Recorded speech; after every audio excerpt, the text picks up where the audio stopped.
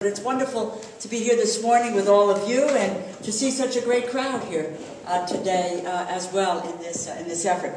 And my thank you to Janice. She truly is my sister. I can't tell you the number of years that I know Janice. It would date the two of us, except that what she has done with her personal life and her professional life and devoting it to children and to families and truly making a difference in their lives. This is a person who has given the gift of life to children. So I thank you for inviting me to this Giving Babies a Healthy Start. Superintendent Cornish, to you and to Janice again, the co-chairs of this great effort. You have put together, I think, a formidable coalition here, and all of us want to say thank you to you. To the United Ways of Greater New Haven, Coastal Fairfield County, Western Connecticut, for all the work that you do all of the time and the unprecedented teamwork on support of this effort. To the Diaper Bank, what can I say? My God, it's a remarkable institution. As you know, they are the primary recipient of this drive for all that you do for low-income children and their families. And you know, I say to Joanne, oftentimes people say, what can you do? What are you about? How can I make a difference? Well, let me just tell you about Joanne and what she has done and her vision and her tenacity. She doesn't take no for an answer, and that's good. That's very, very good. And, Michael, I wanted to just say thanks to you as well for the good work that the Covidian folks and also all of the organizations have done. As Janice pointed out, this is a very, very meaningful event for me. It's at the heart of what I view as my own responsibility as a member of the House of Representatives.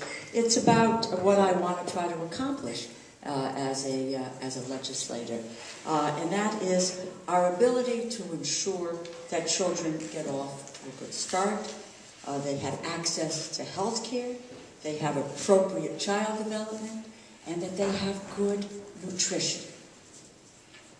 That, all of those things are going to make them ready to go to school, hopefully to be productive and contributing adults.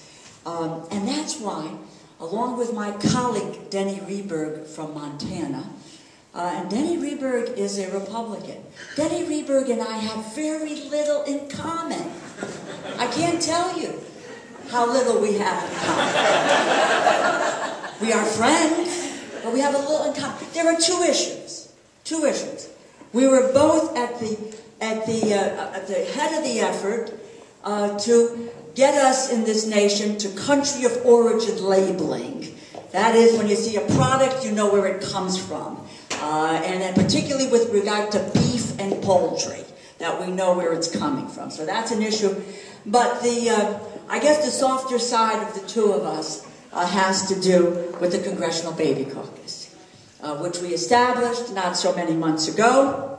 And it has tremendous support. It's a way to focus on what we are doing in America for infants and toddlers right now, particularly given the difficulties of today's economy. That's what the Baby Caucus does. It's an informal, it's a bipartisan group of members. What we want to do is to advance the awareness. We want to discuss policy options affecting our nation's infants and toddlers. And what we try to do is to help to educate members on critical programs like Head Start, Early Head Start, the Child Care Development Block Grant Program.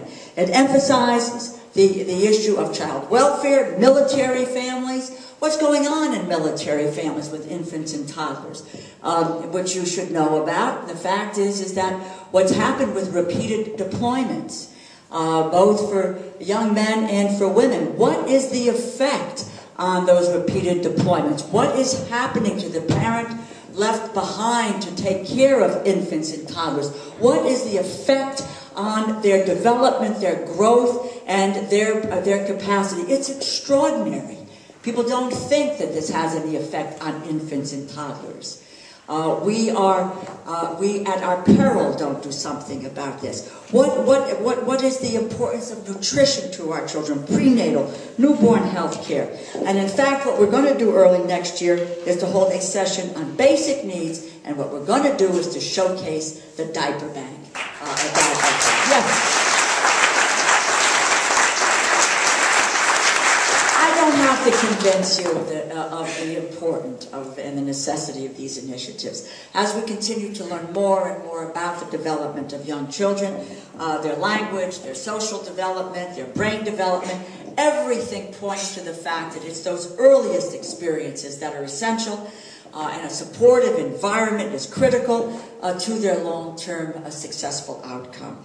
The rising cost of living today, the pressures of work and family, parents today are stretched very, very thin, and they are struggling to make sure that their kids get the kind of attention and the kinds of care that they deserve. So we need to do everything that we can to help these children and their families.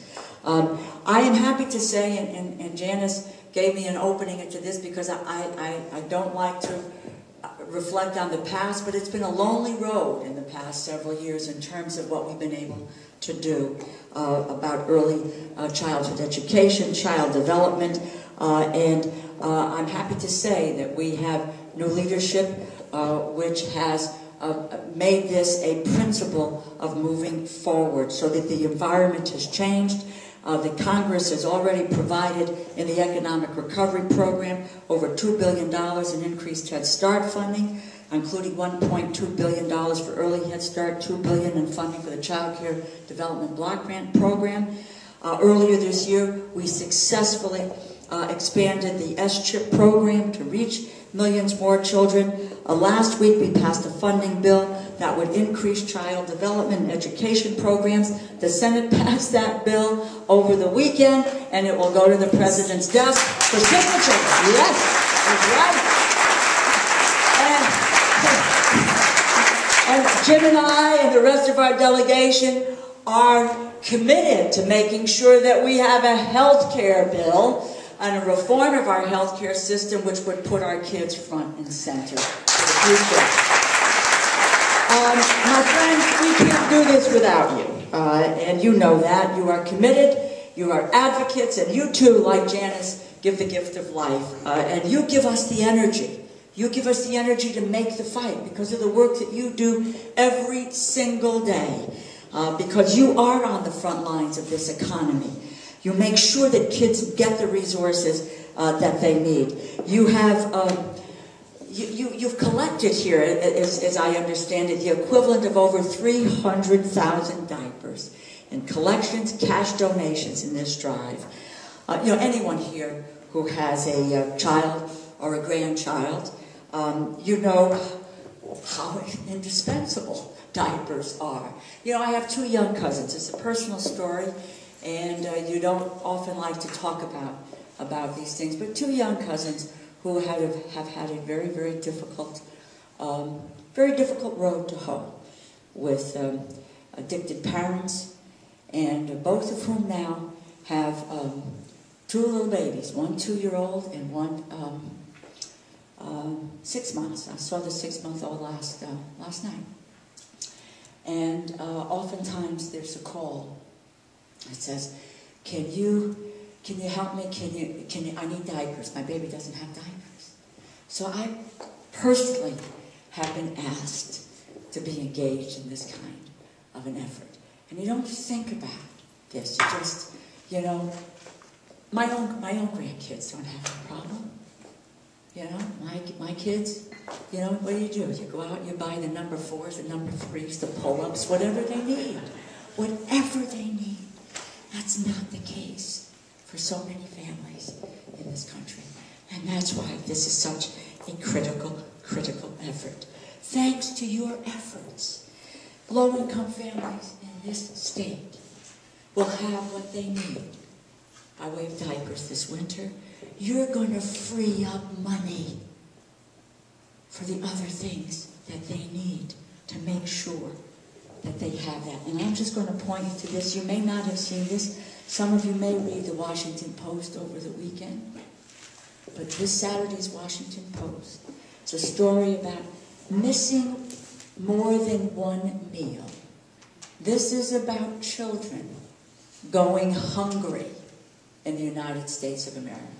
But the point that I want to make to you is that by your freeing up the expense of diapers, you free up money for rent, you free up money for food, you free up money for the other necessities that these children, and they talk about babies.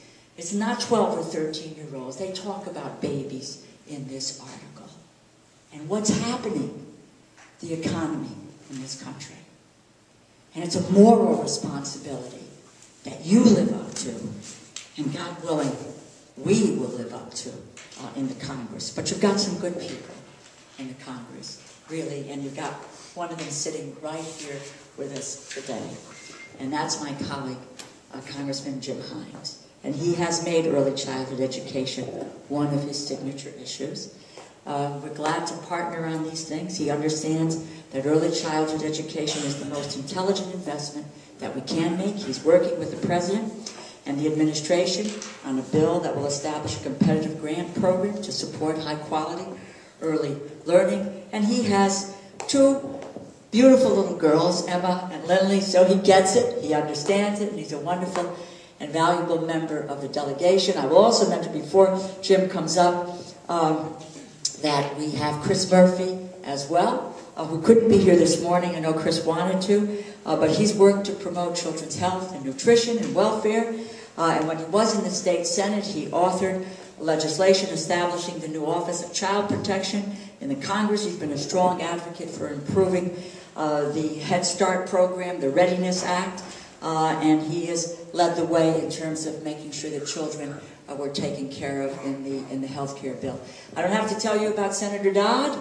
There isn't anybody who's written that chapter larger in this state or in this nation in the work that he has done for children and families. And you have as well with John Larson, who worked with Ed Ziegler, and with Janice and Joe Courtney.